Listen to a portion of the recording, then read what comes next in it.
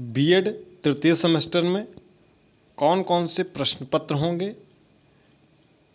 किन विषयों का हमें पाठ्य योजना यानी कि लेसन प्लान तैयार करना होगा, इन सब के बारे में पूरा डिटेल बताएंगे। नमस्कार, आप सभी का स्वागत है। आप देख रहे हैं प्रयागराज एजुकेशन, जहां पर हम बात कर रहे हैं प्रोफेसर राजेंद्र सिंह रज्जुभय्या विश्वविद्यालय प्रयागराज से संबंधित समस्त महाविद्यालयों में संचालित बीएड पाठ्यक्रम के तृतीय सेमेस्टर पर। इसके बारे में पूरा डिटेल से जानेंगे। वीडियो को ध्यान से देखिएगा, एक एक पॉइंट टू पॉइंट आपको समझाएंगे। जैसा कि आपको पता है कि आपका प्रथम सेमेस्टर द्वितीय सेमेस्टर में आपने चार प्रश्न पत्रों का अध्ययन किया, जो सभी के लिए कॉमन था। इस बार ऐसा नहीं होगा। इस बार सिर्फ और सिर्फ आपको कुल 2 प्रश्न पत्रों का अध्ययन करना है और उन 2 प्रश्न पत्रों का चयन आपके स्नातक के विषयों से उसका चयन किया जाएगा।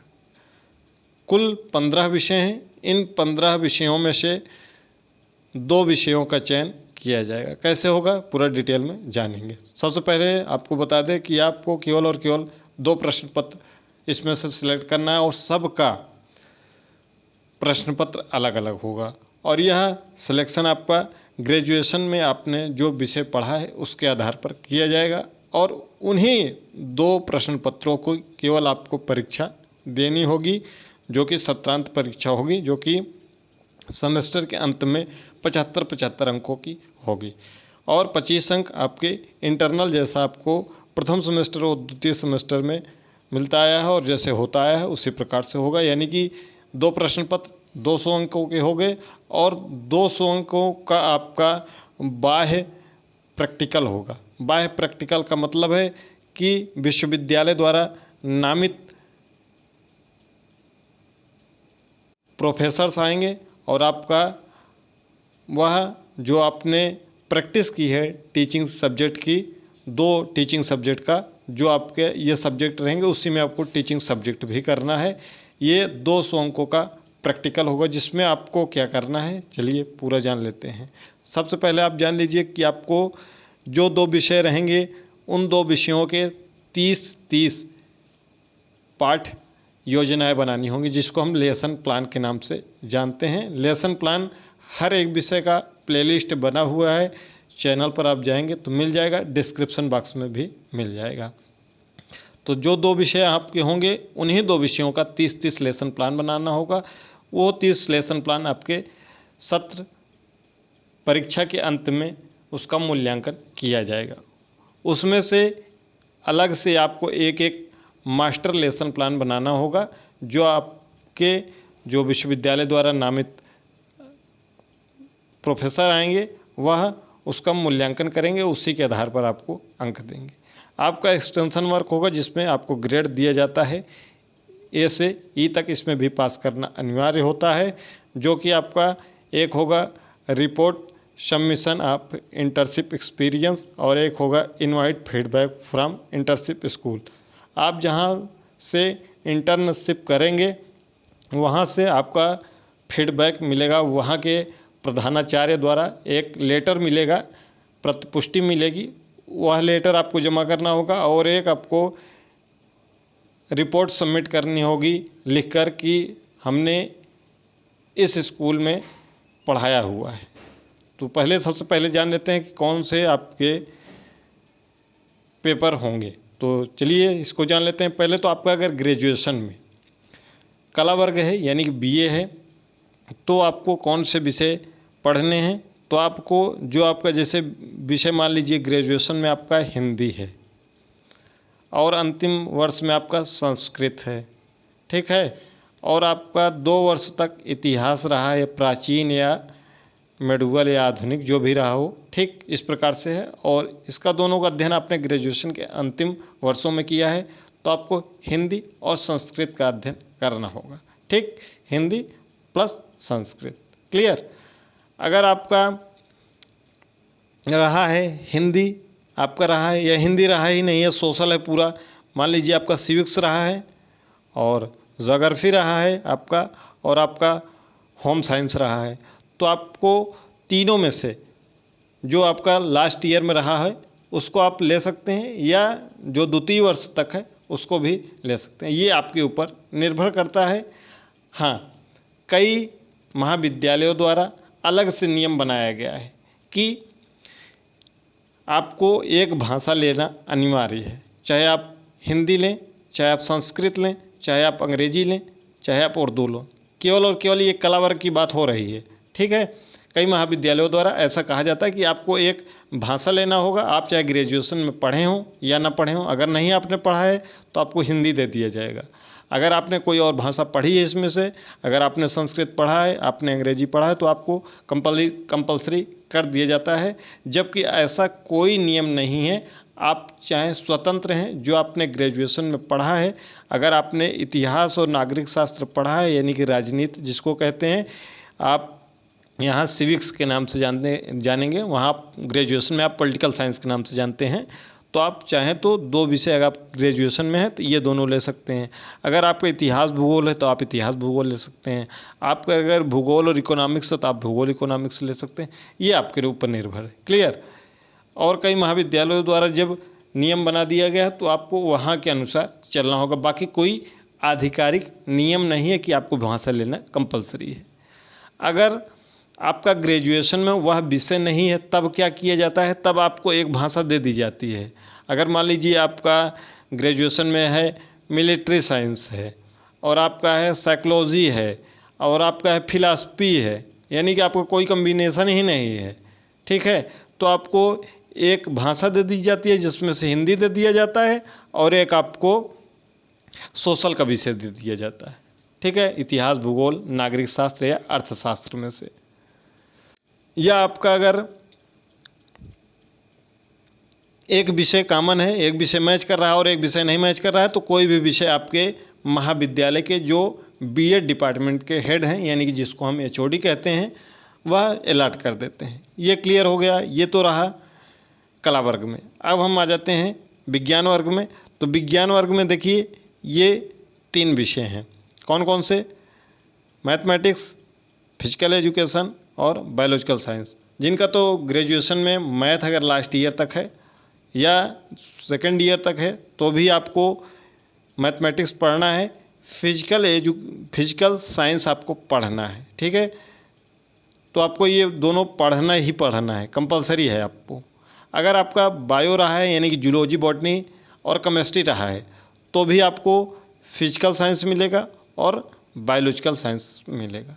ठीक, अगर जिनका बायोलॉजी या जूलॉजी, बॉटनी के नाम से जानते हैं, अलग अलग प्रश्न पत्र हैं ये। ठीक, क्लियर। अगर जिनका मान लीजिए बीकॉम किए हुए हैं तो बीकॉम वालों को कॉमर्स मिल जाता है और इकोनॉमिक्स मिल जाता है। कई महाविद्यालयों द्वारा उनको भी एक भाषा दे दी जाती है, तो आप हिंदी आपको दे देते हैं और कह देते हैं कि आप इकोनॉमिक्स और कॉमर्स में सेलेक्ट कर लीजिए। ये आपके महाविद्यालय के ऊपर निर्भर है। क्लियर। अब हम चलते हैं फाइन आर्ट। जो बीएफए किए हुए हैं उनको तो फाइन आर्ट मिलेगा ही, और साथ साथ एक भाषा मिल जाएगी। जिनका अगर म्यूजिक है, बी म्यूज है, उनका म्यूजिक मिल जाएगा और एक विषय हिंदी मिल जाएगा। और ये सभी प्रश्न पत्र प्रीवियस ईयर के प्लेलिस्ट बनी हुई है, आप जाएंगे देखेंगे तो आपको समस्त पाठ्यक्रमों के समस्त जो भी प्रश्न पत्र हैं सबके प्रीवियस ईयर प्रश्न पत्र और सबके पाठ्य योजना, लेसन प्लान, सब कुछ आपको चैनल के प्लेलिस्ट में है, डिस्क्रिप्शन बॉक्स में मिल जाएगा। टेलीग्राम और व्हाट्सएप चैनल से नहीं जुड़े हैं तो उसका भी लिंक डिस्क्रिप्शन बॉक्स में है। और जो विषय आपको अलॉट होगा उसी विषयों का आपको पाठ्य योजना तैयार करनी होगी। ठीक है, उसके बाद जो पाठ्य योजना आप तैयार करेंगे उसी के आधार पर आप पढ़ाएंगे, आप इंटर्नशिप करेंगे। बाकी इंटरनल वाला तो आप जानते ही हैं, जो आपको प्रथम सेमेस्टर और द्वितीय सेमेस्टर में मिला है, सबका प्रश्न पत्र अलग रहेगा। इस बार इसको जान लीजिएगा। यहाँ पर लिखा हुआ कि each candidate shall have to select 2 school subject to be studies as pedagogical papers from above pedagogy subject study at UG level. जो ग्रेजुएशन में है उसी के अनुसार आपको विषय लेना है। अगर ग्रेजुएशन के अनुसार नहीं है तो आप हमें कमेंट बॉक्स में अपना ग्रेजुएशन का तीनों वर्ष कमेंट कर दीजिएगा कि हमारा प्रथम वर्ष और द्वितीय वर्ष ये 3 विषय रहे हैं और तीसरे वर्ष ये विषय रहा है। कमेंट बॉक्स में आप कमेंट कर दीजिएगा, हम आपको रिप्लाई दे देंगे कि आप कौन सा विषय रख सकते हैं, फिर अपने महाविद्यालय द्वारा गाइडेंस ले लीजिएगा। ये पूरा पाठ्यक्रम है आपको, जैसे ये हिंदी विषय का है, ठीक है। आपको ये PDF हमारे टेलीग्राम पर मिल जाएगी, लिंक डिस्क्रिप्शन बॉक्स में है, वहाँ से जुड़कर प्राप्त कर लीजिएगा। केवल और केवल आपको 2 विषय पढ़ना है। ये संस्कृत का पाठ्यक्रम है, ठीक है, ये अंग्रेजी विषय का पाठ्यक्रम है। कुल 15 विषयों का पाठ्यक्रम है, जिसमें से आपको 2 विषय ही पढ़ना है। ये मैथ का पाठ्यक्रम है। प्रीवियस ईयर प्रश्न पत्र आपको चैनल के प्लेलिस्ट पर मिल जाएगा, तो प्रीवियस ईयर प्रश्न पत्र एक बार देख लीजिएगा कि प्रश्न कैसे पूछे जाते हैं। फिजिकल साइंस हो गया, उसके बाद हम आ जाते हैं बायोलॉजिकल साइंस में आ जाते हैं। उसके बाद हम आ जाएंगे होम साइंस। अगर आपका ग्रेजुएशन में होम साइंस रहा है, कई छात्राध्यापकों का होम साइंस रहा है तो होम साइंस वह रख सकती हैं। ग्रेजुएशन में अगर आपका चाहे प्राचीन इतिहास रहा हो, मेडिवल हिस्ट्री रहा हो, मॉडर्न हिस्ट्री रहा हो, तो आपको केवल हिस्ट्री मिलेगा, ठीक है। उसके बाद आगे बढ़ते हैं तो आगे आपका सिविक्स और पॉलिटिकल साइंस रहेगा। और आगे बढ़ते हैं तो आपका भूगोल देखने को मिल जाएगा, आपका इकोनॉमिक्स इसके बाद देखने को मिल जाएगा। उसके बाद आगे बढ़ते हैं तो आपको कॉमर्स का ये पाठ्यक्रम है। ये पाठ्यक्रम टेलीग्राम चैनल पर अपलोड है, लिंक डिस्क्रिप्शन बॉक्स में है, वहाँ से जुड़कर अपने संबंधित पाठ्यक्रम का डाउनलोड कर लीजिएगा। ये फाइन आर्ट का है, ये आपका उर्दू का है, ठीक है। ये पूरा प्रश्न पत्र है जो कि तृतीय सेमेस्टर के लिए है। अब हम बात करेंगे इंटर्नशिप। इंटर्नशिप क्या है और कहाँ ये लगेगा। देखिए, अभी तक जो था इंटर्नशिप वह कागज़ पर चलता था और आगे भी कागज़ पर ही चलने की पूरी संभावना है। कागज़ पर चलता था मतलब आपका 16 सप्ताह का इंटर्नशिप होता है, यानी कि लगभग 4 माह का, जो कि किसी हाई स्कूल तक के कोई भी स्कूल हो, हिंदी माध्यम, अंग्रेजी माध्यम, कक्षा 6 से लेकर कक्षा 10 तक के स्कूलों में आपको इंटर्नशिप करनी थी। इंटर्नशिप का मतलब है आपको जो 30 आप लेसन प्लान बनाएंगे, 30 लेसन प्लान, 2 प्रश्न पत्र हैं, 30 लेसन प्लान इसका, 30 लेसन प्लान एक का, तो इन दोनों का आपका कुल 60 लेसन प्लान आपको वहीं उस विद्यालय में जाकर पढ़ाना रहता है। उसके बाद जो संबंधित शिक्षक की उसमें ड्यूटी लगी रहती है वह उस पर आपका फीडबैक देते हैं और अंत में आपको फीडबैक जो देते हैं वहाँ के प्रधानाध्यापक या प्रधानाचार्य फीडबैक देते हैं, जिसको हम अभी ये एक आपके पास आया था इंटर्नशिप रिपोर्ट, ठीक है, तो आया था, वही आपको वहाँ से दिया जाता है। ये सभी चीज़ें कागज़ पर चलती हैं,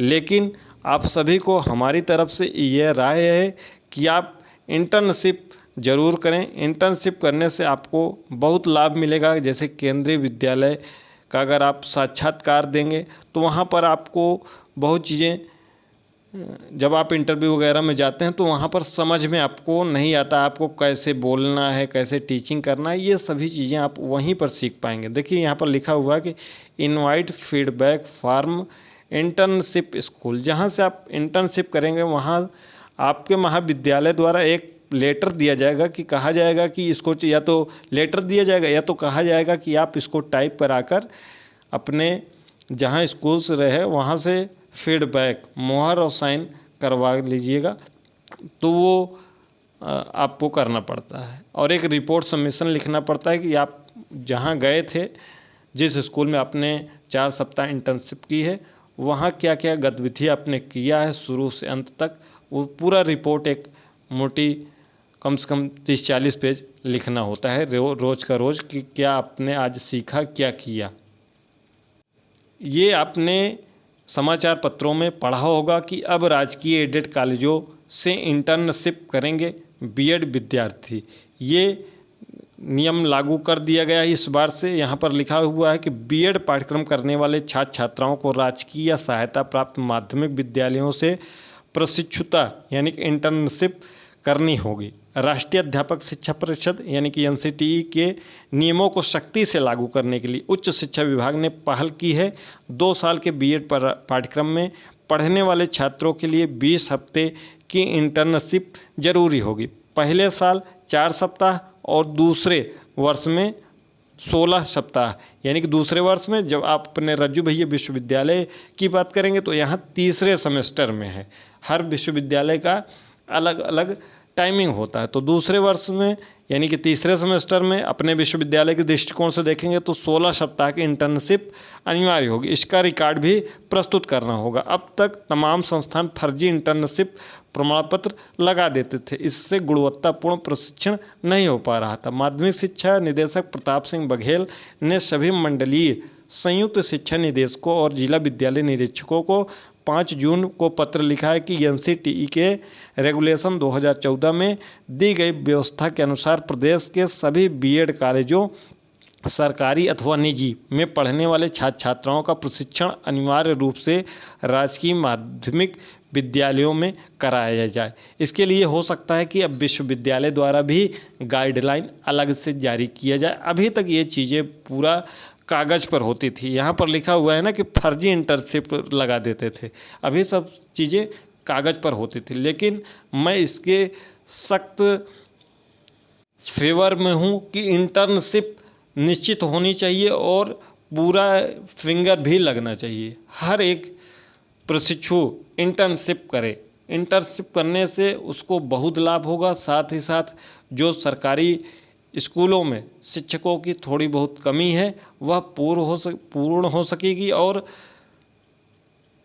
छात्र छात्राओं को अच्छी शिक्षा मिल सकेगी। साथ ही साथ जो बीएड इंटर्नशिप कर रहे हैं उनको बहुत कुछ सीखने को मिलता है, क्योंकि जब वह इंटर्नशिप करते नहीं हैं और बीएड कर लेते हैं, फिर बाद में कहीं अगर इंटरव्यू वगैरह में जाते हैं, साक्षात्कार देते हैं, तो वहाँ पर वह ना तो ठीक से पढ़ा पाते हैं, कितने अंश पे खड़ा होना है, कैसे चाक पकड़ना है, डस्टर कैसे पकड़ना है, कैसे पुस्तक को पकड़ना है, आँख से कितनी दूर पुस्तक होनी चाहिए, ये सब छोटे छोटे नियम जो हैं वह सब भी पता नहीं होते हैं। तो ये देखिए इंटर्नशिप के बारे में आगे भविष्य में विश्वविद्यालय द्वारा भी कोई ना कोई नोटिस जारी होगा।